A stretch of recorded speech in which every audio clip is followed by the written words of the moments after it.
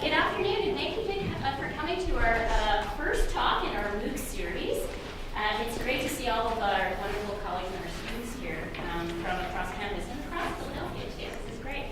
So we're really excited today to have Dan Hickey, who's visiting us from Indiana University. He's an associate professor in the learning sciences and research scientist in the Center for Research and Learning and Technology. Dan is really well known for his research in motivation and participation and technology and assessment in computer-supported learning environments. He uses design-based methods for investigating how educational designs can be tailored to enhance learning in situated contexts.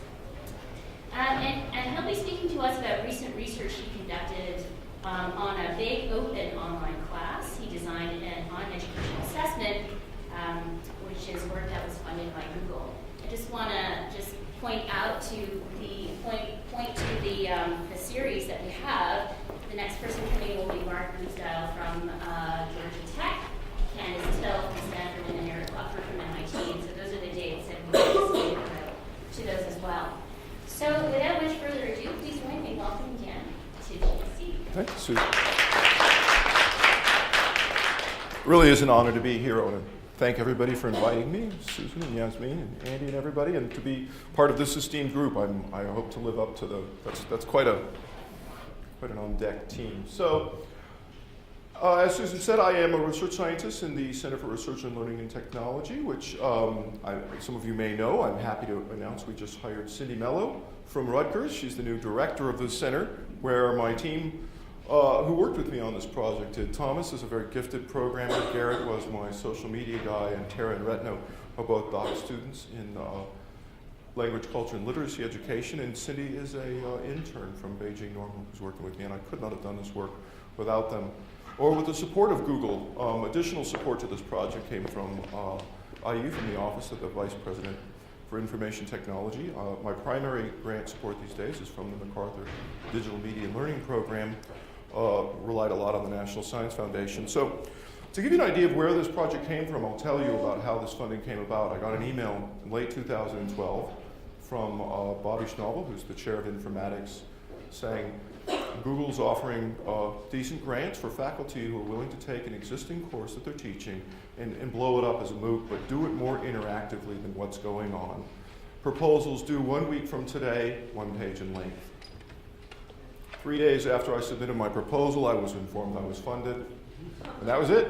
And it took my university 3 months to figure out how to accept the grant because Google insisted that it be an unrestricted gift. They said, we don't want to have anything to do with university grants and contracts. And to give you an idea of how sort of Google rolls, it's very interesting and a different model. So a couple of parameters here to further introduce this project. Small, big, massive. Small, dozens. You can interact with your students the way many of us teach. What I did was I took a course that I had been teaching. I've been teaching this as a small course, my assessment in schools course, for about a decade.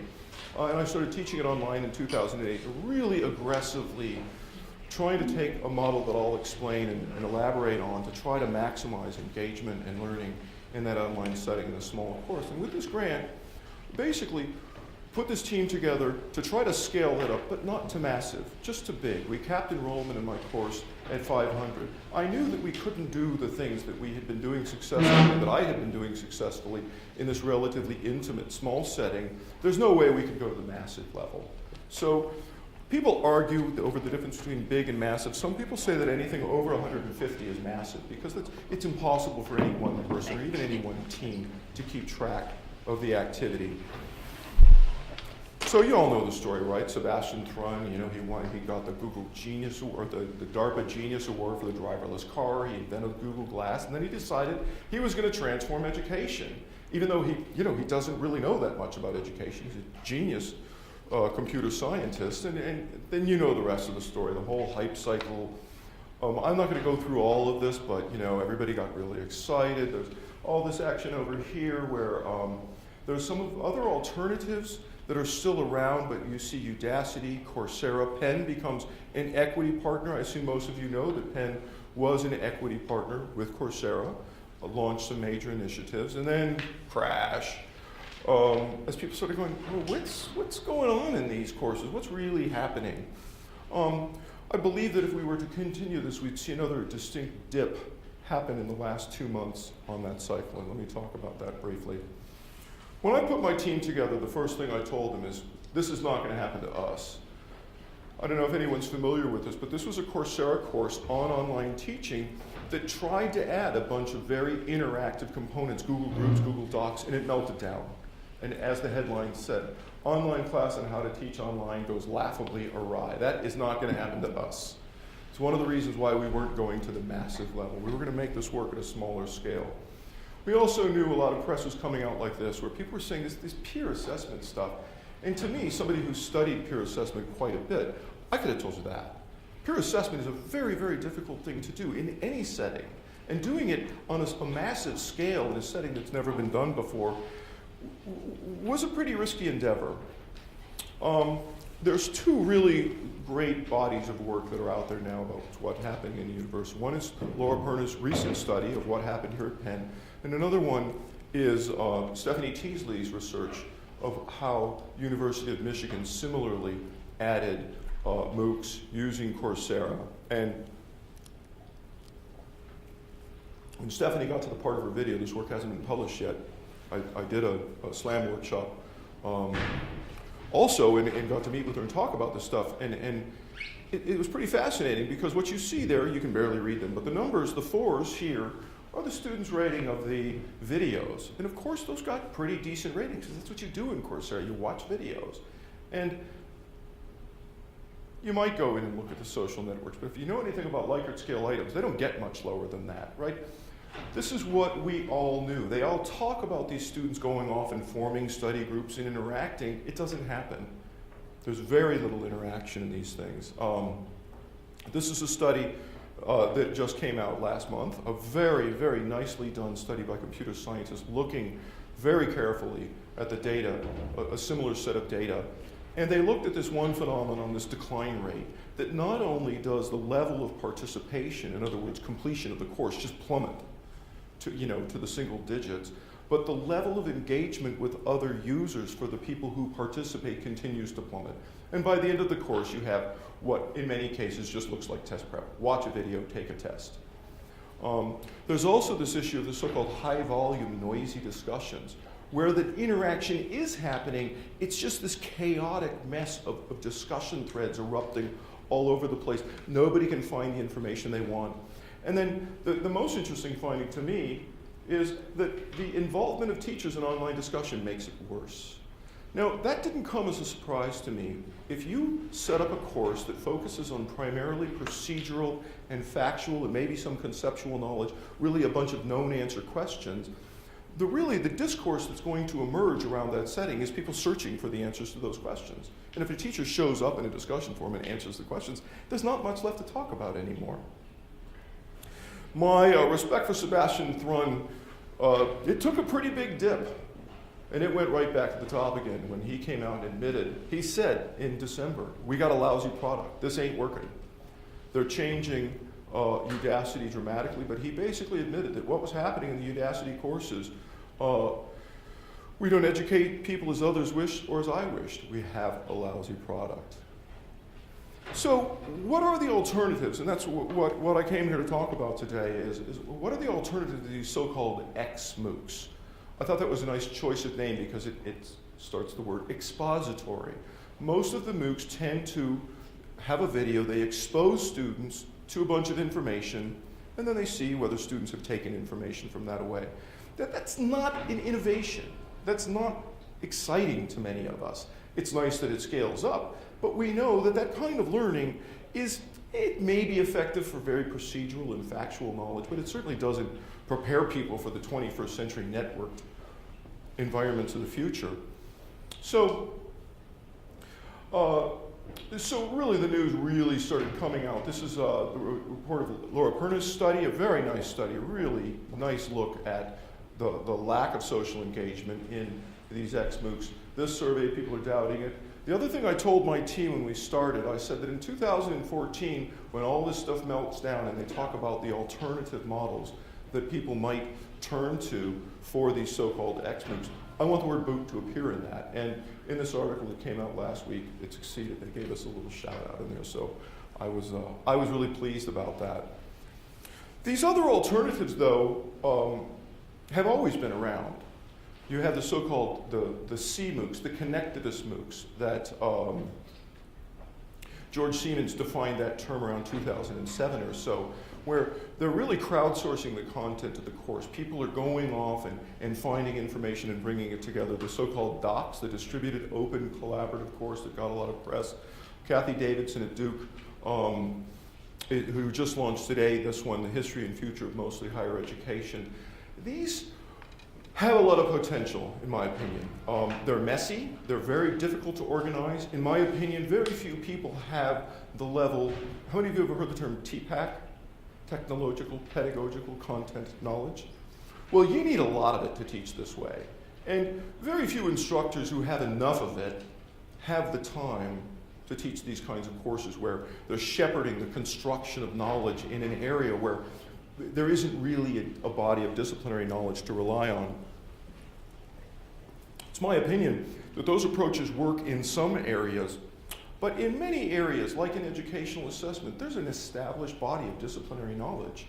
Validity, you don't want people going out and inventing validity from scratch. We know a lot about validity. You don't want people going out and discovering the best way to make a portfolio assessment. There's a great textbook out there. I've been using it for a decade. There's a body of disciplinary knowledge. In many higher education contexts, we really do have a clear idea. We have an obligation. When someone takes my learning and cognition course, if they take another course from another professor, they expect them to know some stuff. And it's my job to make sure they cover it. So those more sort of constructivist approaches, I think they have a place. I think they're difficult to do. I think they're messy. They don't lend themselves well to accountability. There's also these sort of project-based approaches. Udacity has added coaches. For a fee, you can... At Udacity, we ask leading tech companies to identify key skills for employment and work with them to build courses that teach you what you need to know to start or advance your career. We'll help you hone your tech skills, pick courses that fit your interests and abilities, and build a portfolio of work along the way. Being challenged is a necessary part of learning. When Udacity courses test your new skills, our coaches are here to help. Whether you need help with big picture project planning, conceptual understanding, or even help. So you get the idea there. And that's for a fee. It's going to cost like $125 to get a coach. I'll see how that's going to work. That was all announced before Sebastian Thrun threw all that cold water on his effort. I want to highlight, this was launched today. Kathy Davidson, who I've had the pleasure of working with at Haystack, kicked off this course. It's in Coursera, but she has this interactive site at the Haystack website.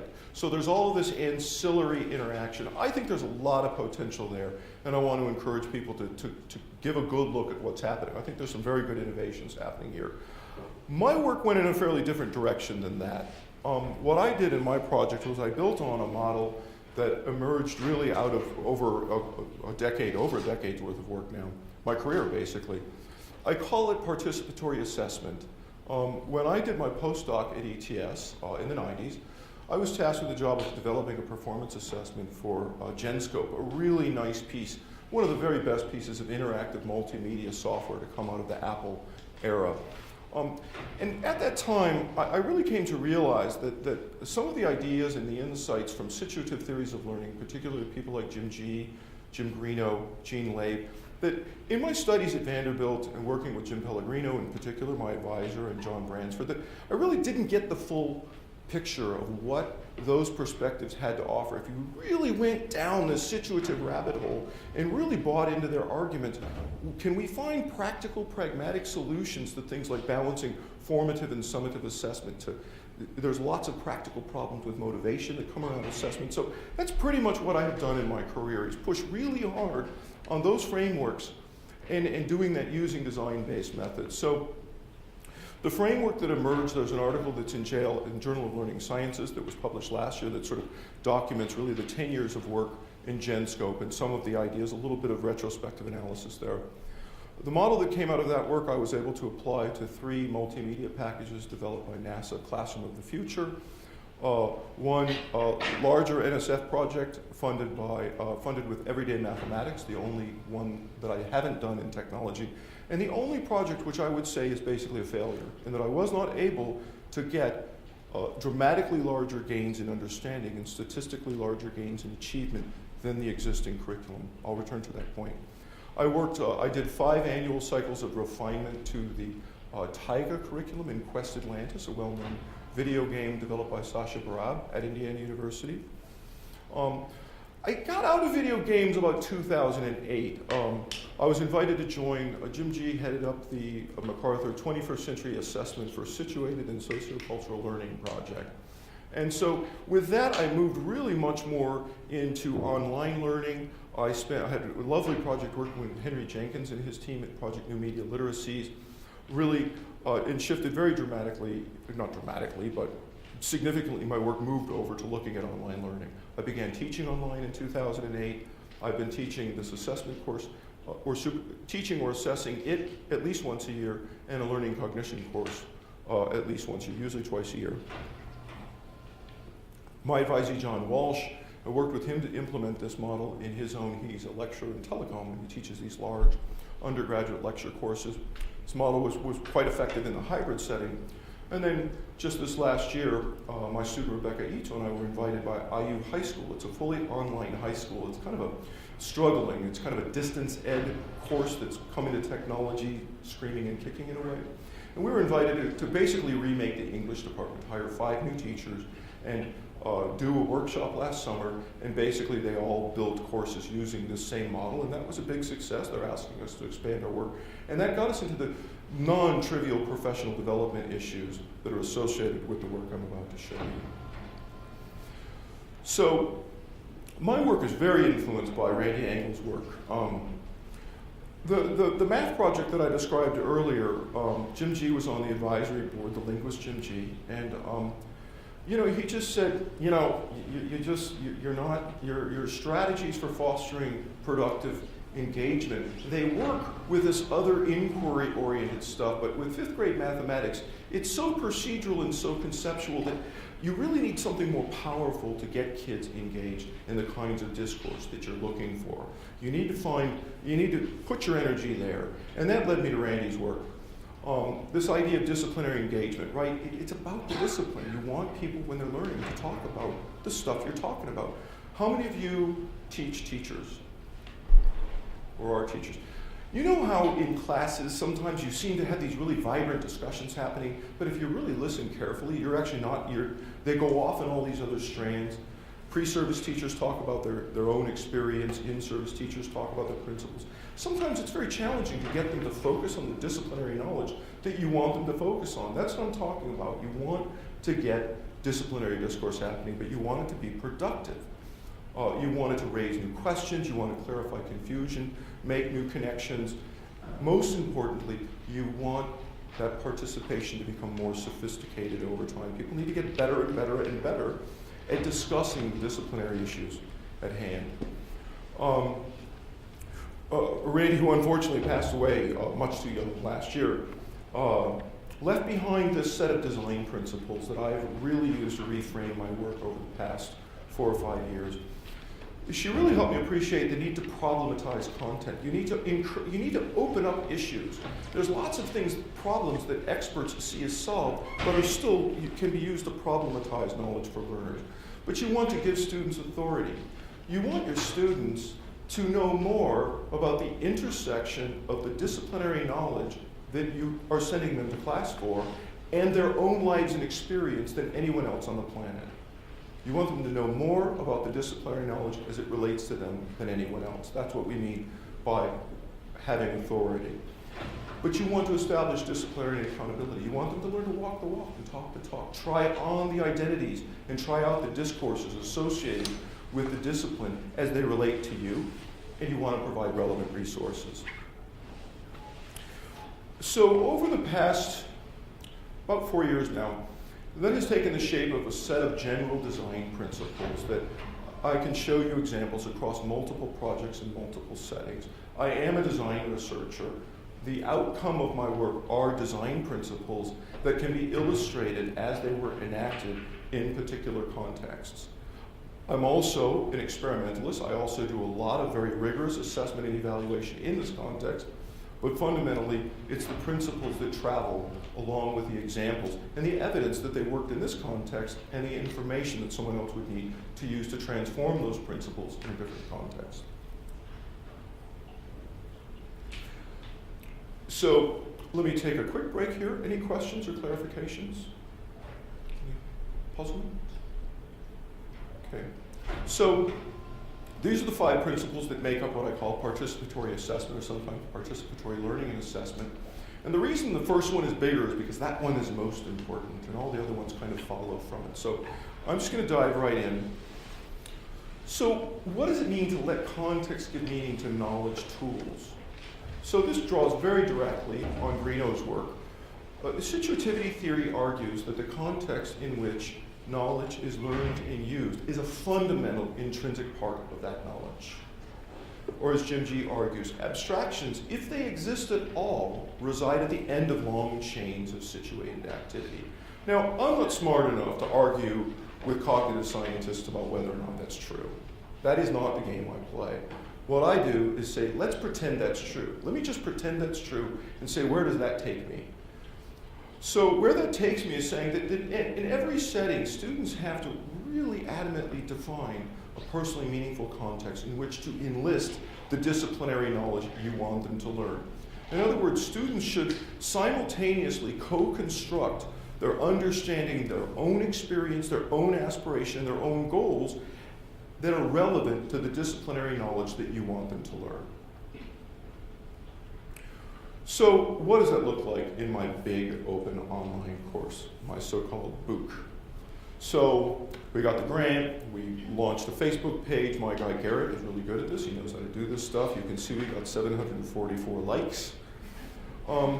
We put up the registration page when we got this whole thing up and running, and we asked the usual information. But we did something a little different. In my assessment class, students are always asked to define a curricular aim. Not a lesson, but an aim of a lesson.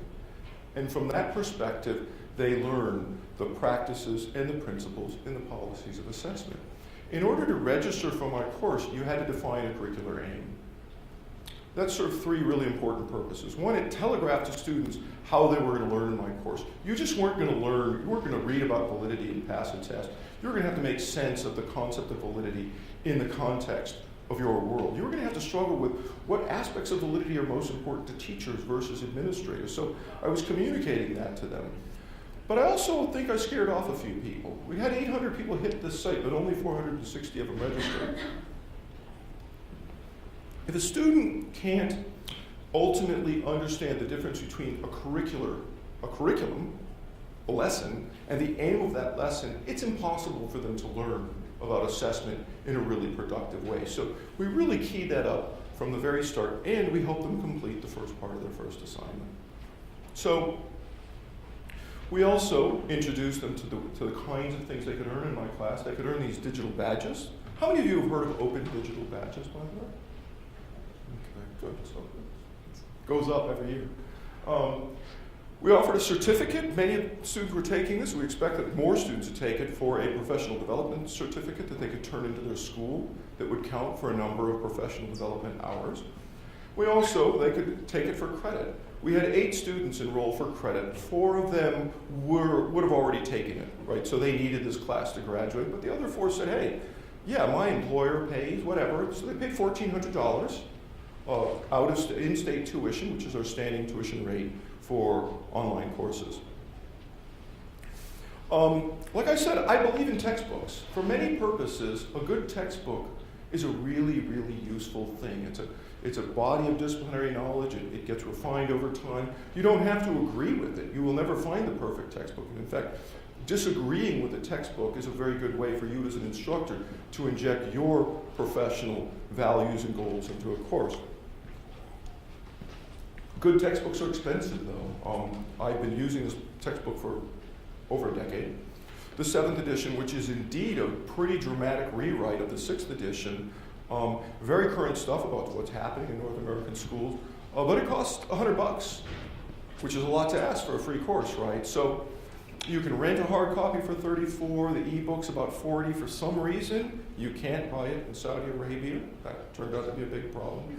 But there's used editions out there for $10 to $20, and it's the 5th edition, actually. You can get it for $5. And we told students, you can probably manage with the 5th edition, but you're going to have to supplement it. Students said, can I do this without the book? And we said, you can try. And some of them did. We also participated in IU eText. IU eText is an initiative. Brad Wheeler is our CIO, is a very ambitious, visionary guy, is really responsible for the Sakai open source course management system. eText, IU eText is a way whereby the publishers can give the lowest possible price, but the students are all billed for the book. So every student in the class has to buy the eText, and that solves a big problem for publishers who know that oftentimes one student will buy the book and print out copies and share it with their classmates. So the university gave us a grant to study these interactive features. I actually have a slide deck about this study. This is what Retno Hendriati focused on, but I'm not going to talk about that today unless people ask. Well, this is what my course looked like. It is built in Course Builder. This is a Google platform. Currently, you need to know Python to use it. It's not, user-friendly yet. But there you see the 3 parts of my course, the 11 lessons, and the navigation information above. FYI, Course Builder is being sunsetted. Google announced 2 months ago that they're folding the team, but not the core code, into OpenEdX, which is a consortium of Stanford and a few other universities. So that's an important thing for us going forward. Here's what we ended up with 460 initial registrants. We got a lot of faculty, in particular from Saudi Arabia. I don't know quite how it happened. I think Facebook had something to do with it. I think some administrators said, we're going to make all of our faculty take this. And the problem was many of them couldn't get the book. A few of them did and persisted. It was great to have them, but we lost a huge chunk of them. Fewer K-12 educators than we were hoping, but there you see the distributions. Now, this is one of the course features when I talk about scaling up the course. This was a fairly laborious thing, taking the information from all these people and constructing these networking groups. But it was very important because in my classes, I always put students into these networking groups because I want them to see how people from different perspectives make meaning of the stuff I want them to learn differently. So these groups and the grouping is really important. You want people to identify with begin building an affinity group. But that's what the distribution looked like. So I'm going to talk about David Doty. David was on one end of the spectrum of learners I was interested in. One of the things I really focus on in my online classes previously is the challenge of having people ranging from my doctoral advisees in my online classes to a full-time teacher, single parent, taking 2 classes. It's a vast range who just wants to get that master's degree to get the raise. How do I accommodate such a vast range of experience and ambition? David was a very experienced and a very ambitious student. He has a PhD from BYU and a master's from Stanford. And it lets me make a few points. I'll show you a less ambitious student. I apologize about the resolution. I really struggled with this, but I really have to. I prefer to do this live and just take you into the class, but then I really had a tough time getting enough up there to see. So this is what I call a Wikifolio. It's not even really a wiki at all. What I have done previously in Sakai is it was a wiki. Here's a set of assignments. Post a wiki, share it to your classmates. This is public. Everybody can see everybody's work.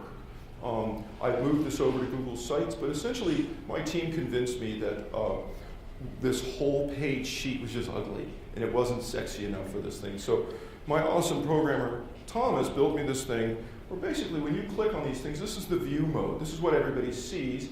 If you click on edit, it opens up an edit window for each of these boxes.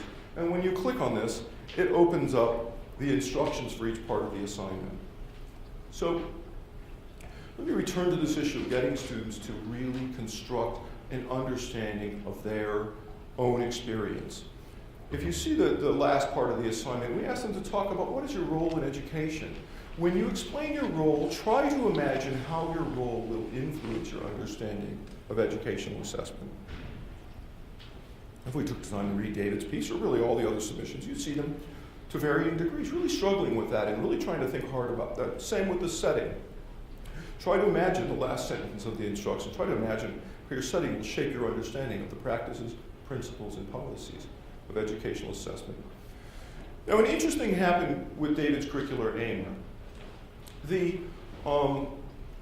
introduction literally just took whatever they gave when they registered and posted it for them, invited them to edit, and encouraged them to revise. And in my experience, revising one's curricular aim, and especially a student who have given like a project or a lesson or a paper that doesn't lend itself well to on-demand assessment, doesn't work really well in this course. David, because of his experience, actually gave a very good curricular aim from the outset. And he says, after reading the chapter and the guidance on curricular aim, I'm going to restate my curricular aim from what I first submitted. My curricular aim is, it's exactly the same aim. It was a good one. In some respects, he transgressed a little bit. And he helped me realize that they shouldn't necessarily reframe their aim, but they should contextualize their aim. And that's exactly what David did. I'll come back to that. Sorry, I'm a little ahead of myself. Then talk about your instructional context. So what we're looking here is this very first assignment. Then each of them has them do this sort of engaging with the concepts. And this is, notice it says required. Everything I showed you before was treated as a required part of the assignment. They were required to go off and try to find a standard that matched their curricular aim. They were required to try to find a standard. It was really important that someone who couldn't find a standard show that they looked for it, but had concluded there weren't any standards that they could relate to. And that's a central part of this model, is that you sort of open it up, and you don't want to sort of make somebody spend all day looking for something that isn't there. Any questions so far? Clarifications? Yes. So you said a couple of slides ago that you put students in networking groups. Mm-hmm. So can you say how you did that initially? With a spreadsheet. We took their information, we gave them drop-down boxes where they said, are you a student? Yes. Okay. Pick from these. So it was closed-ended selections, and we just used that information in a spreadsheet to put people in as similar groups as possible. And some people asked to be moved, and we shuffled them around a little bit. Yeah, I guess I'm asking about the tech, like physically. I mean, so with the technology, how did you make It tediously. Okay. Yeah, that's the kind of thing that we're working on automating now. My programmer Thomas has convinced me that about a week of his time he could generate an algorithm that would automatically generate groups, split them apart at a certain size, and that could probably display the makeup of those groups as people are registering. It's kind of exciting to me. So now I want to shift gears a little bit here and talk about a core curricular routine that permeates all of my work. This assignment, so here's the core of this assignment, this problem chapter. It's the what to assess considerations. Here's four things that people should take into account when they're considering what they should assess. And the instructions are to rank order them in order of their relevance to you. Given your setting, your curricular aim, decide which of these is most relevant and which is least relevant, and provide a justification for why the first one you pick is most relevant and why the last one you pick is least relevant. And this is an early one. This is done manual. I'll show you later. This is automated. This turns out to be a really effective way to get people to engage with disciplinary content. In particular, the act of deciding that one thing you want people to learn is least relevant to you forces them, if they're enacting your intentions, to go through all of them and consider, what does that mean for me? Another thing that happens, and this is really more apparent in my cognition class, is that a lot of times people will say something's least relevant because they don't understand it. They underrepresent the concept. That's a nice invitation for a classmate or an instructor to say, hey, I can think of how this is relevant. And we see over and over again students saying, oh, you're right, and reordering. So this kind of dialogue, this kind of interaction around the contextual and consequential knowledge of the discipline. It's contextual knowledge These are concepts that take on meaning in the context in which they're used. And they're consequential because they have consequences for practice. So there's no really right or wrong answer for this, for me saying that I think this is most relevant. This turns out to be a very effective way of getting people to engage in disciplinary discourse. And as it turns out, it leaves behind a lot of understanding of the concepts and knowledge of the skills and the facts that are the sort of things that we typically focus on and try to measure and assess. The required part of the assignment wraps up by asking them to list what are the 3 big ideas you took away from this. Look at the summary of the chapter and just tell us, what do you think are the big ideas? What do you take away? There's some optional elements. The students who take the course for credit are required to complete the optional elements. We rely on the textbook. We have them do the self-check, do the little quiz at the back of the book, and say which ones you got wrong or which one's most relevant to you. That's a complete enactment of that task, more than they're actually required to do. Ponder time, there's some discussion questions. Again, I say, pick the most relevant one to you. Right, so they have to scan all of them, zero in on the relevant one. David, being a dutiful student, did all of them. Still said which ones were most relevant.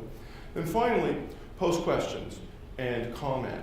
So all of the students are instructed to post at least one question to their classmates. And this brings me to a really important point, probably one big takeaway point. I don't use discussion forums for substantive discussion.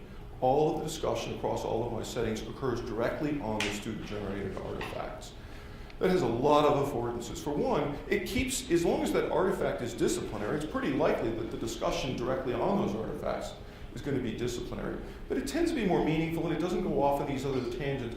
But it also doesn't start thinking about the abstractions. It really gets at the stuff that the students are doing. Required to post one question, and then they're invited to go look at their classmates' work and answer that question and discuss. This is David's question that he posted on his first assignment. There's a very detailed response. I have not coded this information yet, but I have found in my other classes the level of disciplinary engagement, it's about 80%. It tends to be about less than 20% is not directly germane to the topic of the lesson. Let me shift gears a tiny bit here and come back to this point about reiterating your context. Here you see, now we're in week 3. David's now learned to develop good selected response items. Now he's shifting gears to learning how to do constructed response items, essay items and such. And he still stated his same curricular aim, but he's recontextualized that. In other words, he's thought pretty deeply about what the difference between a constructed response item and a selected response item in his setting. And that's what I mean by getting students. That's what I push. That's what I focus on. My class is working when I see a lot of that. And in fact, if we look across David's pieces, you can see that he does this in a really thoughtful way across all of the assignments. He really thinks about, what does validity mean to him? Right? So he's wrapping his curricular aim around this contextual information. So I'll show you some data down below about that contextualization. It's quite a bit of writing happening each week, a lot of writing happening each week. Now let's take a student, I'm not a David student. I selected this student because he was a little below average. He sounded pretty busy, he or she. Not as stellar. I'm also able to show you his entire assignments in one screen. David wrote so much that I couldn't possibly put it all up at one time. But so his interaction was more modest. His learning outcomes were lower. But I want to show off Unit 10. Now we're near the end of the course. We're down to about 60 participants. We're into this very contentious issue of evaluating instruction. I really am concerned about what's going to happen this fall. I started looking into the race to the top on assignment to the MacArthur Foundation in 2010. I was able to interview all of the people who were giving testimony as race to the top was going forward. And it scared me. All of them said the same thing, that, well, I don't know, they're going to implement Common Core assessments, Common Core standards, and start evaluating teachers and giving raises based on short terms on those exams. That's going to be kind of a problem, and it's turned out, it's already a lot worse than I expected. And I think it's going to be mayhem this fall. I want my students to be prepared for that. Popham's textbook is he's a big fan of classroom assessment. He really doesn't like external tests very much. And in my summer course, the students just took a really anti-stance to it. And I had brought in my colleague, Cassie Guarino, who, unlike Jim Popham, was a pretty big fan of value-added modeling and has a big project from the IES studying it with Mark Casey in Michigan. And she was aghast at how anti-value-added the class had become. And she wanted them, and so what I really want to do is, how do we bring in outside expertise in this model? Do we have her make a video and talk about it? No, we're not using videos. Do an interview? No, we're not doing that. We're going to do something different. We're going to do something much more contextualized. So we had her, I'll show you how she engaged with the class. So the other thing I want to show off is Tom has figured out how to make this a drag and drop so that when you do the ranking part of each of these assignments, so here, I want students to judge which is the most relevant evidence for evaluating instruction in these settings. Should you evaluate instruction with classroom assessments or external tests, and why? So the nice thing about this drag and drop is the data from doing this is fed back in real time to the system. We're able to use this information to provide feedback to the students about how different groups are taking up this information. We said, well, if you are going to use tests to evaluate classroom instruction, most teachers don't understand the nuances of pre-posting. They get sort of testing effects that you can compromise your assessment. Most of them don't realize that if you make two equivalent forms of the test and do a split half, that's an effective way to address that. And Popham's a big fan of it. I know that it's very difficult for many teachers to do it. I want them to be aware of it. But if you are going to consider this huge issue of instructional sensitivity, this is where I differ with Popham a great deal. Popham makes it sound like external achievement tests are totally insensitive to instruction, and teachers' own classroom assessments are incredibly sensitive to instruction. He's just wrong. Many teachers really don't make assessments that are sensitive to instruction. They don't pre-test. They assume that most of the learning that's represented on a post-test is all responsible for the learning that happened in their class, when in fact, you will always find some students will have a higher pre-test score than other students will have as a post-test score. You'll see stuff like that. So whichever the student picked, external achievement tests or classroom assessments, they rank the relevance of these different aspects of instructional insensitivity from that perspective. This student chose to do it from standardized tests. And again, this is pretty good engagement from my perspective. If we look carefully at this, I'm saying, yeah, I'm pretty confident, I'm pretty comfortable with the level at which that student who reported working 2 to 3 hours a week in this class engaged with these ideas. And the final one is each of those are links to outside resources. And I'm really into open educational resources. And I think this is a really promising way, rather than the sort of flipped classroom where we hand kids a link to a video and make them watch it and make them pass a test. Instead, I think if children or if learners peruse different resources and evaluate the usefulness of those resources for practicing using their new knowledge and sort of learning more, that's a more effective way to engage them. So they did this drag and drop with these outside resources. They ranked them and then evaluated which one of them was most appropriate. In this case, the policy brief that my colleague, Dr. Marino, developed was judged to be second most relevant. And so in engaging with the students, rather than just giving them something, I had to work with her quite a bit to do this. This didn't come really naturally to her, but I emphasized that your input really needs to be contextualized. It needs to be embedded in the context of the work. So I'm going to move ahead in the interest of time. The second principle is reward disciplinary engagement. I study motivation a lot. I'm really interested in motivation, especially situative models of motivation. So from my perspective and in my writing and my work, much of the concern about incentives is misguided, and much of my work is shaped by a comment that Alan Collins made in the Situated Cognition and Culture of Learning article in '89, the first year I started graduate school, where he said that the negative effects of competition probably say a lot more about impoverished schools, lack of opportunity to improve, and lack of formative feedback than they say about competition. Competition, it just happens. And if you get students competing for engaging in disciplinary knowledge, that's got some opportunities that I explore a lot in my work. You want to foster this discourse. You want to, though, foster a participatory culture. I learned a lot working with Henry Jenkins. you really want to find appropriate incentives for the kinds of engagement that you're looking for. And this is what this looked like in this class. I played around with that general principle in many different settings. So rather than peer assessment, which, like I argued before, usually doesn't work, peer endorsement and peer promotion. Students are instructed to endorse at least 3 of their classmates' Wikifolios each week as being complete. Not good, not bad, just complete.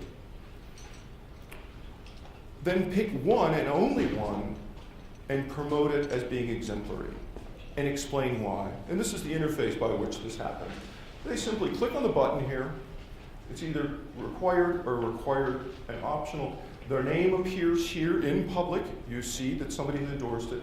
Then when you promote it as exemplary, you have to give the reasoning. This was not promoted as exemplary. Notice this question was not responded to. This is what I meant by the student being a lot less engaged. David, on the other hand, has a lot of fans. And so I've really ran with this a lot. This act of acknowledging a classmate's work as being exemplary clearly signals the higher quality engagement, and it motivates that engagement. But it also, if we read carefully here, Christina invited me to use her name, there's additional disciplinary discourse that happens in the act of making the promotions. This was about 99% effective. There were very, very few marked as complete but incomplete ones. People just didn't do it. So another way that we reward disciplinary engagement, I've learned over the years that the students who post their Wikifolios early tend to be ambitious and experienced. So I reward them by finding them. Now I can find them because they're marked as exemplary. And I go in and I give a lot of feedback. I reward them with a lot of feedback. And then we send out this early feedback announcement with links to those things and saying, hey, if you're starting your assignment this week, you probably want to take a look at these. And especially look at the comments I provided here and stuff. Students really liked getting these. Students complained that our act of doing this discriminated against students who weren't able to work during the week and made it less likely that they would get the exemplary stamps because they really wanted them. Then after the unit is done, we give another round of feedback. Again, we start looking for where are some students who got their first exemplary, who we can shout out here. But we also give this really cool feedback where we let them see how the different groups of users enacted it. There's wisdom for reflecting on why did the educators chose standards-based grading in Unit 11, whereas absolute grading was preferred among these other groups. We show who got the most promotions.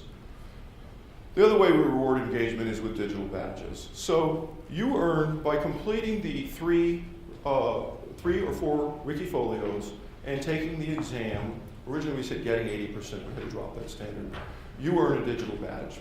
And if you see over there on the right, this is your evidence page. With just a click, you can send your badge out to a social network. If you say Facebook, this is going to appear on your Facebook page, and anyone who clicks on it will get to see the evidence. This is what's different about digital badges. They contain specific claims of learning and allow you to embed links, evidence, and links to evidence. So this student, in this case, if you click on that complete, it goes to the Wikifolio. It shows you what they did. It shows the number of comments and endorsements. If you got more promotions than anyone else in your networking group, you got the leader version of this badge. And now David chose not.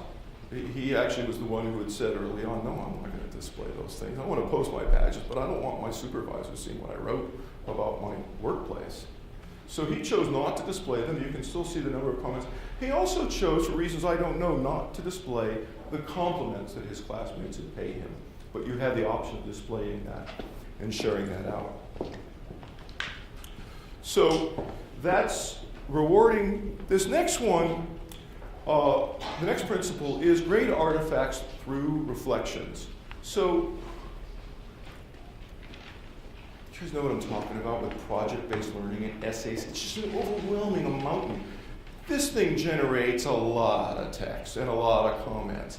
I don't have time to grade it. More importantly, you don't want to grade it because when you do, you screw everything up. You get it. Is this what you want? Did I do it right? When you grade artifacts in engagement strictly against a rubric, most of the discourse ends up being people arguing, essentially saying, you can't take away points from me because you didn't tell me to put that in there. And traditional portfolio assessment, in my opinion, is just often a train wreck because so much time is spent arguing over ways that aren't productive. So I've spent a lot of time. Lawrence Habib wrote a lovely paper in Mind, Culture, and Activity that influenced my thinking. Melissa Gersolfi helped me a lot too. So students are asked to reflect on their engagement. We spent a lot of time refining these reflections. What are the practical consequences of what you learned this week? What are you going to do differently now that you understand the difference between validity and reliability and the different types of validity? Critical engagement. How well suited was your context for learning these concepts this week? A math instructor who says, oh, portfolio assessment. No way, man, it isn't going to work. But those English teachers, they're already doing portfolio assessments, and now they're going to do it better. So engaging in discussion about how suitable your context is for learning about a concept is a good way to learn about that concept and get broad coverage. And then collaborative engagement. Which of your classmates did you learn from? Students loved somebody like David Doty, a leader in class. They love seeing their names. They're obscure. They love David being the one who says, yeah, I learned a lot from this person and this person. So I don't have time to get into this, but I'm convinced now from looking at these carefully that students' ability to write a coherent reflection to this in the context of this wiki is about as convincing evidence of sort of enduring understanding as most classroom assessments. And in the case of the 4 credit students who were getting a grade, right, they were getting 5 points out of 100 for each of these wikis. If this is coherent and the wiki was posted on time, they get the points. In my online class, I'm able to grade 80 Wikifolios, a month's worth of work in 1 football game. I spend a lot of time with my class. I just don't spend a lot of time giving this individualized feedback that isn't very productive. Pretty on time. So, assess understanding prudently. I am an assessment guy. That's pretty much what I am. I'm not a big fan of formative assessment as many people do it. Reflecting my situative orientation, by the time you take disciplinary knowledge and put it on some form of assessment that could be administered fairly and efficiently and given a grade, you really have reduced it to some pretty bare bones stuff that isn't terribly useful. So it's useful for evaluating your curriculum and seeing whether there was this residual knowledge, whether this interaction left behind this stuff that when I put on my cognitive hat, we call understanding or conceptual schema. So primarily use classroom assessments to evaluate the effectiveness of your curriculum. So you're transforming the representation of this knowledge from this very interactive, discursive stuff to a more formal assessment and seeing, hey, is there any? Pam Moss and Harry Torrance are big influences. In my small classes, typically what I use is timed online essays. So a student gets 5 minutes to answer a fairly challenging, open-ended question. I chose not to do that in this course. I just didn't know how to do it at scale. So we actually left this part out. I think it was a mistake. We've got to do some reworking here. And I skipped right to my final principle, which is measure achievement discreetly. And I put me up here because I'm kind of out on a limb here. I got a lot of pushback from people on this one, but I'm pretty much sticking to my guns. There's a time and a place for a random sample of multiple choice items that are aligned to some targeted standards that are independent of the curriculum. If you want to see whether your improvement over time is really having an impact, you can't do that with these sort of curriculum-oriented measures because you're compromising those assessments. You don't know how much it is real improvement or just increased alignment of your assessments. You have to really preserve your achievement tests if you want to compare different instructors targeting the same curriculum, if you want to consistently measure gains over time. Now, but that's about all I think achievement tests should be used for. They shouldn't be used to sort of measure the difference between kids, so sort of push them into the background. They're good for motivating engagement, though, if students know that there's going to be an achievement test. What I've typically done in my online classes is I take a random sample of items from the item textbook. I pick the items where you would have to look up all 4 or 5 of the responses if you were going to look up the answer And then I only give them a minute to solve the items. And I think it's a pretty effective way. It's not super secure. It's not like sending them to a testing center. In the end, in this course, I ended up using the assessments that came with the textbook, which probably the weakest, this is surprising, one of the weakest parts of this textbook is the item bank isn't very good, which is surprising since it's an assessment test. And we got quite a few comments from the students using their newfound knowledge of assessment to say, yeah, the test kind of sucked. But, and, that's what the items looked like. We ended up giving them 3 hours to take it. We need to do some work here to sort of tweak this some more. Okay. We also invited students to do a term paper.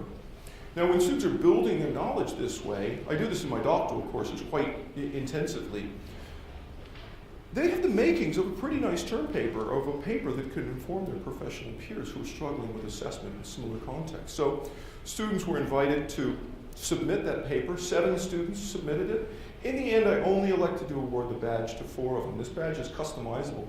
They get to say what domain they're an expert in. This particular student looked at the intersection of world language and PE. I'm confident that the earner of this badge knows more about the intersection of world language, physical education, and educational assessment than anyone on the planet, and he deserves this badge. And very nice he chose, when he shared that badge out, he chose to include my comments to him. And so anybody can see the paper, they can see the badge. Another student, she really phoned the second half of the paper in. She can choose to display my comments or not on her badge, but I did elect to give her the badge. So let me show you what we found. Here are my exam scores across time. You see a couple of things. One is they're okay. They're not great. Not really, but we weren't teaching to those items. There was no alignment whatsoever. We basically had to end up using almost all of the items that were in the book, or all the ones that worked in this format that were hard to look up. 20 items for the exams and 30 in the final. You see that the 4 credit students did indeed do better. We would have hoped so. Let's talk about engagement. This is a lot better than these plummeting engagement we've seen in these other courses. I think this is partly, you can see that we got 160 students out of the 460 registered. Only 165 completed that first assignment. We lost about 60 of them, and a steady decline, but not terrible. You see that these are dropping accordingly. The most important slide I can show you is this one. For the students who persisted, that didn't display very well. I'm sorry about that. Oof. Wow. This projector's missing some. Anyways, this line is the most important one. There's a number of promotions, right? So we see here that about 85% of the students were promoting their classmates, which is, that means they're doing it, right? So that's the average number. And that's steady. It goes up slightly across the course. So we're not seeing this decline in the social engagement. Likewise, and the lighter lines are for the 4 credit students. You see that they were getting more promotions. You see here in this green line and that not green line, you see that the number of comments for the open course averaging around 3. You see the 4 credit students doing about double. What you don't see is a decline over time. And then you see here in the comment line, again, this dark blue line is the comments the endorsements of the 4 credit students. Endorsement 4 credit, endorsement open students. So for my money, that's a pretty good finding. Compared to the other MOOC data, that's a pretty nice sustained level of engagement. Number of badges shared per date. This is the number of times a student in this site clicked, I want to send this badge out to Facebook, Twitter, email or something. And you can see a nice pattern of it bouncing around in accordance with the issuing of the badges. Thomas gave me this nice data set that showed the number of words that changed in the context statement, right? So how much were people really revising their curricular aim and context? One thing you see there is they were revising them a lot. You also see, though, this interesting little peak here and here. And this corresponds with, as they're shifting gears here, in part one, which is assessment practices, when they go to assessment principles, they have to think about their context differently. So there's that little bump there where they're having to change their contextualization more. We did not do a very good job with the exit survey. It was kind of rushed. I used to know how to do surveys, and I need to learn again. But so, for example, we know that Facebook was influencing people finding it, but we don't know how many of these people word of mouth learned it through Facebook. We do know that Google, LinkedIn, and Twitter weren't particularly effective. We can see that actually a non-trivial proportion of the students completed the class with no book, relying on information they found on the web and the other stuff students posted. People did indeed complete the class with the fifth edition. Motivation, again.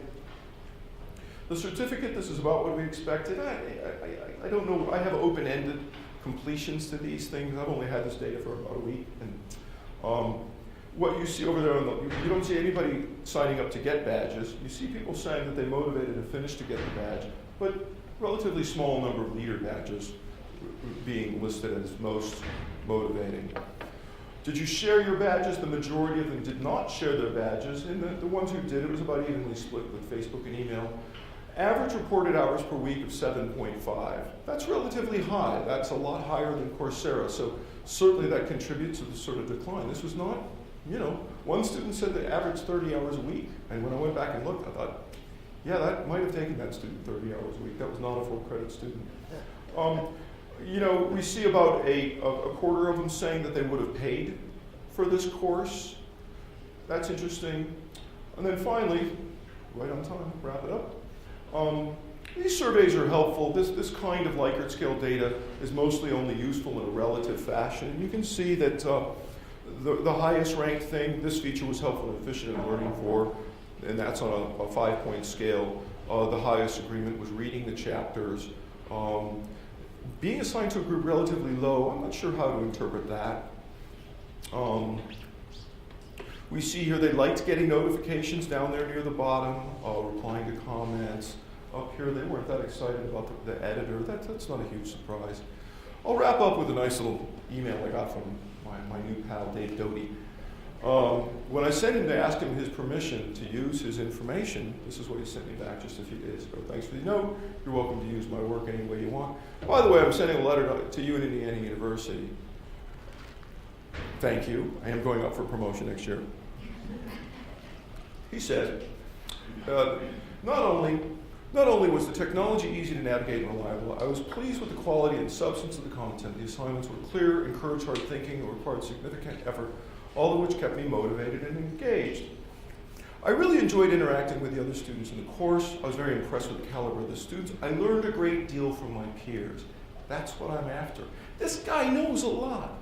A lot of what he learned is how his peers were taking up. He learned that most teachers care mostly about content validity, and they're understanding, they understand criterion validity, but it's not really important to them, and they're still a little fuzzy about construct validity. That's useful knowledge for somebody in David's setting. It says, the content of the course was outstanding. After nearly 20 years in education, I felt like I really understood very little about assessment. That is what I find over and over again. Of all the required courses, I mean, obviously I'm biased, but if there's one course anybody should be required to take to get a degree in education, I'm sure there's several of them. I think assessment should be one of those courses. And, David said, I became increasingly concerned with my knowledge gap. He says, here the textbook was terrific. Both you and the other students brought in additional resources. And then this one, of course, is my favorite. I will say very genuinely, the book was probably the best graduate course in education I've ever taken. I had an MA from Stanford University Graduate School of Education and a PhD in leadership from BYU. Finally, the badges were fun. I've displayed all of them proudly on my Facebook page. That's, that's one person. He's an exceptional student, but that really made my day a couple of days ago as I was preparing to come here. Conclusions. I really think that this rush to massive is a little misguided. I think that we need to go scale, get your interactive features working in a small course, but don't let people who are willing to work 30 and 40 hours a week to teach a course define how that works. The reason that I figured out how to do this is I'm a really busy guy. I often didn't have to teach. I have enough grants to cover my time. So in my online courses, my students didn't know it, but I was going as much as 2 weeks without even checking in, or just checking in enough to see that things were moving along just fine. So really work at the small level of finding efficient ways to get a lot of interaction. Don't go straight to master. We really don't know how to do this stuff yet. I'll be presenting a paper at the Learning Analytics and Knowledge Conference that outlines how we're automating these features. I don't know if this course will ever go massive, but I'd like it to be automated enough so that I could do this, what I just did, on my own time as a course instructor. There's lots of little things to improve. I didn't talk about the plagiarism issue. I was at an NSF meeting, this ideas lab for big data, and I saw that somebody posted to the discussion forum, said, "Hey, wait a minute! I just saw my big ideas cut and pasted on somebody else's wiki. What's up with that?" And I just took the time, quickly emailed back my team and said, "I have some ideas about how to deal with this, but I want to hear what you guys do." Next time I checked in my email, Thomas had sent me this index that showed quite precisely, yes indeed, that student was off the charts in terms of how much of his text had come from somewhere else. And a couple of other students were pushing the boundaries a little bit. We sent them private messages and took care of it. I'd like to automate that feature though that says, hey, you use too much of somebody else's stuff in your post. So we're really spending a lot of time thinking about that. Wrap up here with next steps. We're already working with the IU Data Sciences program. They're also using Course Builder. They have this new online certificate program. Jeffrey Fox has a really nice MOOC on big data. So my team's helping them work on some of the strategies. Real goal is to ensure that as this Open edX Google Course Builder merger within what will be called MOOC.org, the really high quality code and practices for using digital badges happens. MacArthur Foundation, who's the primary sponsor of my other project and a big supporter of badges, has asked me for a proposal, and if that gets funded, I'm going to do 4 more MOOCs in the coming year. I'll do one on leadership, one on educational data sciences, and badges and stuff. And if you want more, our blog is called Remediating Assessment. My email address appears in there. There's lots of stuff about the MOOC there. Here's some references if you're interested. And I'll leave with this one. These are the upcoming talks in the Next Generation MOOC series. Thank you very much. Does everyone need to leave? I know that this is a good time if people have to leave. Hi. Yes. I'm John Puckett. I'm interested in the peer assessment, and I wasn't quite clear about endorse, promote. Sure. The endorse, how many of these assignments are these individual students reading to choose an exemplary? Well, we leave it kind of wide open, but we typically see them do it within their networking group. What we typically find, the networking groups tend to be, near the end of the course, they drop to about 8 or 9 people. And typically it appeared that students were going through and looking at most of them. They would typically endorse all of them in their networking group and comment on a subset of them, 3 or 4. They were only allowed to promote 1. Now, in my work with John Walsh, we actually studied this. He did this in 3 different sections of his online course. So we actually studied the difference between promoting within group or discussion and commenting and awarding, in this case, digital badges. A comment that would start with 3 ampersands to say, hey, I really like what you did. We compared that happening within their networking group, between networking groups, and then both within and between. So it's a great question. Yeah, thanks. Susan. So this question is motivated by the knowledge research. Okay. And so it seemed that the participation was influenced, a good deal of the participation, at least what you were presenting, was motivated by that at some level. So let me just finish the question. Yeah. So like Marlene Scardamelli writes about this sort of collective cognitive responsibility. So going after badges is not necessarily cognitive, although even when they're necessarily trying to do something cognitive to get a badge. But it's more extrinsic motivation versus intrinsic.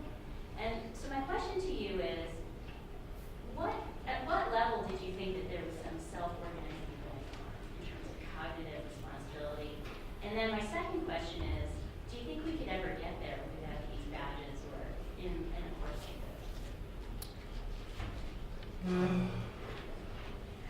this? Where do I start? I mean, do you want the long answer or the really long answer? Well, in my work, so I have a piece in Elementary School Journal that I published in 2003 that really pushed hard on this idea and in fact, Marlene and Carl said in 1989 that the distinction between intrinsic and extrinsic motivation is simply too crude to advance intentional learning. And that was one of the other articles that really influenced my thinking along with Alan Collins. Intrinsic versus extrinsic means nothing to me. You can't separate them out. We can't make those kinds of distinctions. I don't know. I don't think of those badges as being an extrinsic motivator. They earned them for something that they valued. So, I didn't have a good answer. I don't buy I don't see the value in this 30-year debate over extrinsic and intrinsic motivation. I just don't see it as useful for fostering the kinds of participation that I care about. So what I do in my work, and I have done this very carefully, I have papers coming forward out of GenScope, what we do is we use this approach to motivation, and then we very carefully assess the impact on students' self-reported intrinsic motivation in comparison studies, and we measure the impact on their change in personal interest over time, and have shown pretty decent evidence that in fact, in a comparison setting, that the introduction of incentives, in the case of Quest Atlantis, actually led to larger gains in self-report, higher levels of self-reported intrinsic motivation, and larger gains in personal interest. Well, we can talk about this later, but really my question is really motivated by understanding how it is that people come to stay in these things, right? As opposed to, so say I'm a person who comes in and I have no interest in practice, but actually really trying to learn something. And so it's sort of getting at how are they going to be sustained? Well, our AERA talk is titled, It's Not About the Badges. Right. The badges signify something else. We're very critical. I'll be doing a webinar for Pearson in a week, and then we've got a big summit. We're organizing a big national summit of digital badges in 2 weeks in Silicon Valley. And that's the message we're really trying to send. It's not about the badges, it's about the ecosystem. And if you just overlay, there are these badges out there, badge stack, they're just silly, they're stupid, it's gamification. That's not what open badges are about. Open badges are about credentials, evidence of learning, believable evidence of learning, circulating in social networks. Very, very different thing. I don't know what they're going to do for MOOCs, though. I think, people, believe me, based on my emails and phone calls, a lot of people are starting to think about them. And if I have my way, I don't know whether Open edX is going to do to open learning what Gmail did to email. There's a chance it might. It just might really take over open learning if the platform is easy enough to use. And if it does, I want to make sure that both the code and the examples of using digital badges in productive ways and the evidence that it can be done is part of that movement going forward. Yes? So, just take this one course you're talking about here, and then say you've got all the development done, so all those costs and time are behind you. And now you're going to offer, let's say you're offering it for the second time. Or maybe a second time doesn't even make sense for a MOOC, I'm not sure. But anyway. I'm going to offer it in the summertime. Okay. So, what's the graph look like where you say, on the one hand, how many people are enrolled or participating, and on the other hand, the cost per student of offering it with the quality that you offer them? The kind of feedback you gave, all that kind of stuff. Great question. I'm a little disappointed. I think we botched our exit survey. I didn't get the evidence of how much. I'm not convinced by what people said they're willing to pay for it. But in terms of cost, the revenue generation there, with 8 students taking this for credit, in my world, that's a half of a course. Right? So if I had 16 students, that my chair would have said, okay, great, that counts as your course. I couldn't have done this by myself. I believe that come this summer, if I had a TA, I could do, with the things that we know and the things we've automated, I could pull this off with a TA. Now, whether or not I can get 16 students to pay $1,400 to take it, or if I can get 300 students to pay maybe $200 for the official instructor verified certificate, where we charge them extra for someone to go in and make sure that they did the work. So I'm a little disappointed that I don't have a better answer to your question. I'm struggling with that same thing. I'm not so much worried about whether you can pay for it. I just want to know what the costs were. You know, like, Well, what you so just saw if here you had is- 800 students, how much would that cost per I think- student? You see what I'm saying? Yeah. I think, so this was $50,000 worth of work.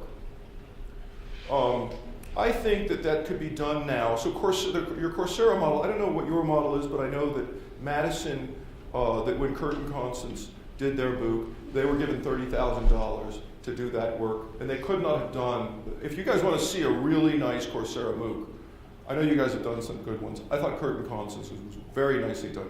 But they use a lot of other resources to make it work. So if I could get this shell, I think if I could hire Thomas for another probably about $10,000 more worth of programming, we'd be able to automate that shell so that I, as the instructor, could plug that information in and make a lot more of this. So that, if you need a programmer, you're really getting in kind of deep.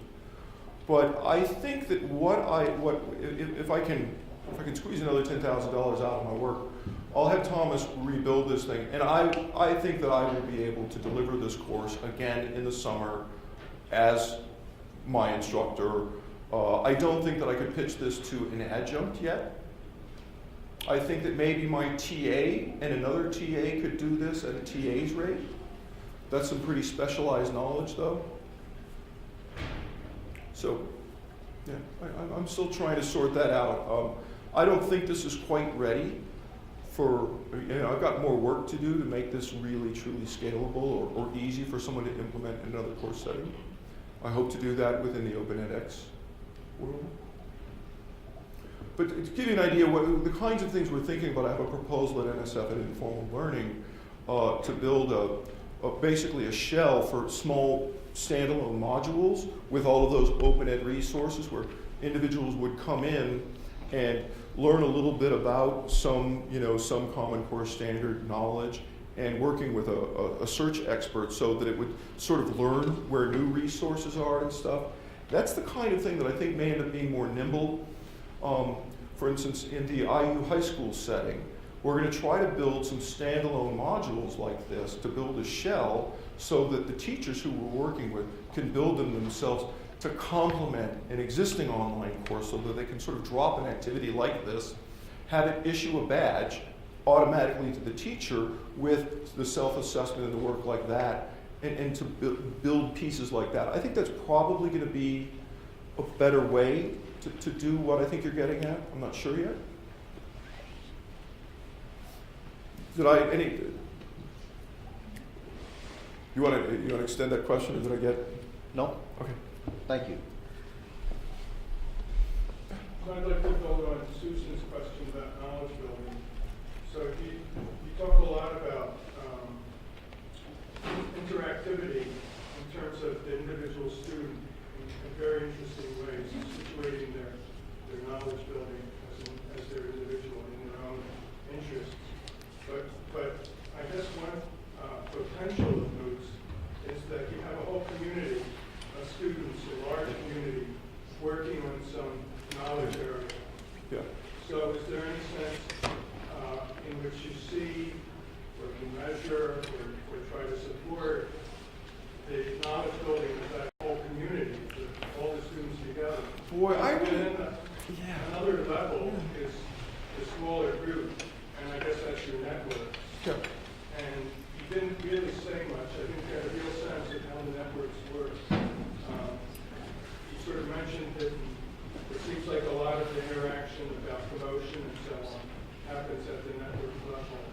But I didn't really get a sense of how much real discussion and knowledge building goes on within these networks. Yeah, because this data is so new, I actually have quite a bit more evidence from my prior classes in where the paper I'll be presenting in area looks really carefully at that and looks at the patterns. This is where my training kind of falls me short. I've never taken a course in discourse analysis. I don't know how to do network analysis, and I'm sitting on some sweet data sets that need a lot of attention. But typically, what you find, what we have found, and I'm beginning to document, is you see a flow in the class. You see there's a deadline, there's a weekly deadline. And the students find the other students who are on a similar time, who have similar interests. And so you see these small clusters begin to develop, and you can see these students start to interact with each other fairly intensively, and you can see them beginning to develop affinity groups. You can see them starting to identify, like in the assessment class, you start to see those groups saying, oh, well, the administration group is probably going to say this. Or I'm in the teacher group, but I'm about to take an ed administration program, so I'm going to pretend I'm in the administration group. So you see a lot of knowledge building within the group around this issue of how their context takes on meaning. I don't have really good insights about it. I have a lot of work to do in that regard. Like I said, I think that's where my training falls short. I've relied a lot on my doctoral students in the past to help me do that, who have training in discourse analysis and network analysis. That's me. So you said you really don't think we're ready to scale up to massive, but I mean, if you have to design a course which kind of operates on the massive scale, what kind of features would you implement there to kind of improve participation and retention over time? I'm ready to scale up to massive. I'm just going to need more money to do it, is the main thing. So the paper that I'll be presenting at the Learning Analytics and Knowledge Conference goes through 14 of these features and describes first how it was enacted in small setting and how we moved it up to the big setting. So you saw that feedback, right, where we're giving feedbacks to the group.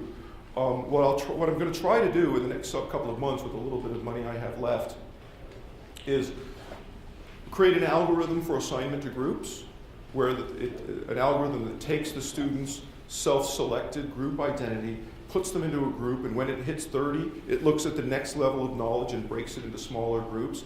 Ideally, the composition of those groups would be displayed on the screen as that was happening. I think that would be really cool, and it would give people a sense of the possibilities of groups that they could belong to. That initial feedback. Right? Probably the hardest thing about me for teaching this course was that every Wednesday, Tara was just on my tail. You haven't done the early feedback yet. You've got to get it out there. Don't wait until Thursday again. That was hard. I had to go in there. I had to find the exemplaries. I had to go through them. It was still a little analog. That could be automated, right? So imagine a graph appearing on the top of the assignment where you see how different groups are taking up this ranking of relevance. You begin to see that indeed, oh look, the teachers, the majority of the people in the teacher groups have identified content validity as most relevant to them, but oh look, most of the administrator groups are picking criterion validity, and oh, there's those weirdos over there who have picked construct validity. Oh, look at they're studying self-efficacy. That's why, that's what they meant when they said a construct. So if that was being displayed in real time, and for instance, you were able to quickly identify, if you could post an exemplary, a student could go in and find that information. So that's all the kind of stuff that I think another round of work at about this scope, hopefully MacArthur does fund it, I think I will be able to say that we're ready to go massive or automated. To me, they're almost the same. Like what one instructor does with hundreds is pretty similar to a team of 8 or 9 working with thousands.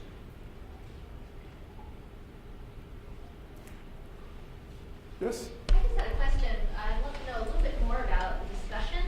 And you said that you found it more productive to have folks discuss directly on an artifact. And I'm wondering if you could just tell us a little bit more about that. And were those more dyadic conversations then, or were they more collaborative? Did many people go in the same document and comment? They tend to, what you tend to see is, in this, I have done some analysis, and I have a team actually coding a corpus of data from 2 years ago.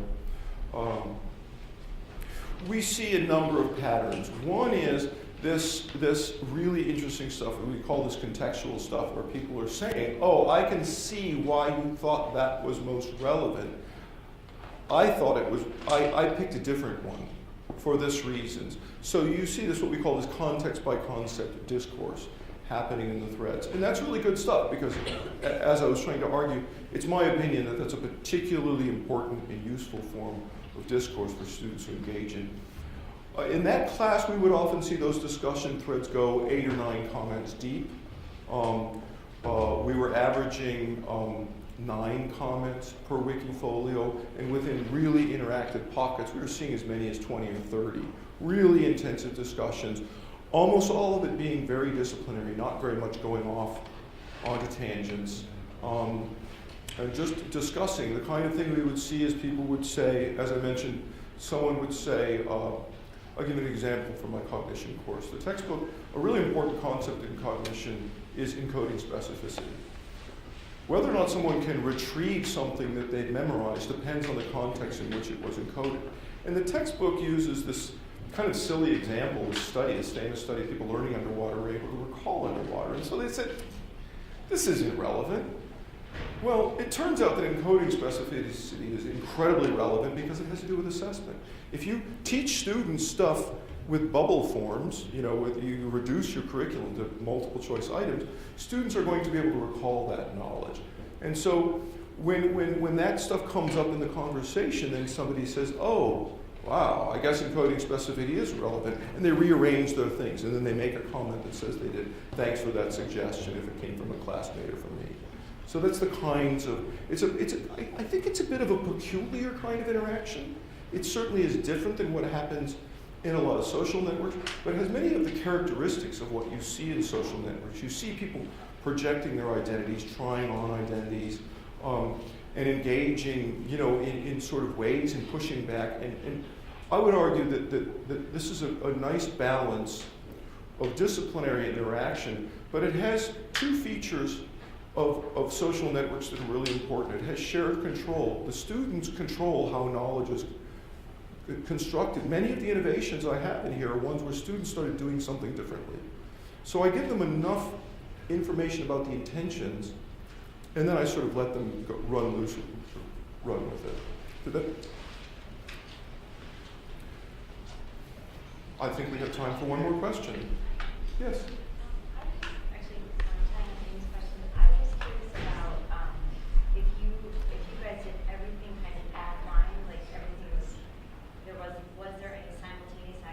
Oh, great question. I was able to see their email addresses, but they did not have access to each other's email addresses. This is a big issue for us. In my face-to-face classes, on one hand, I get excited when I see my students friending each other, but then these back channels start happening. And sometimes it's not helpful. Sometimes you want to see what's happening in class. It also raises some interesting issues about test security. So there's very little evidence that these students interact. We saw very few email addresses being posted in the chat, and they have no other access to people's email addresses. They don't know who they are. So there's very little off-channel, back-channel interaction. So but you feel concerned that you don't want people to hack it? We didn't this time. It's an open question. There's some advantages and disadvantages, but if you have a bunch of people going offline and interacting with each other, on one hand, you're helping foster the development of these affinity groups that are so important to us in building enduring communities. I know that in my small classes, I have lots of students staying in touch with each other. They really do. Like, we have a certificate program, and it's obvious that people have been interacting with each other. They're Facebook friends. They're talking a lot. I don't think we have quite the community that we promised we would develop when we started our certificate program, but they're definitely interacting. I think we're right at 1:30.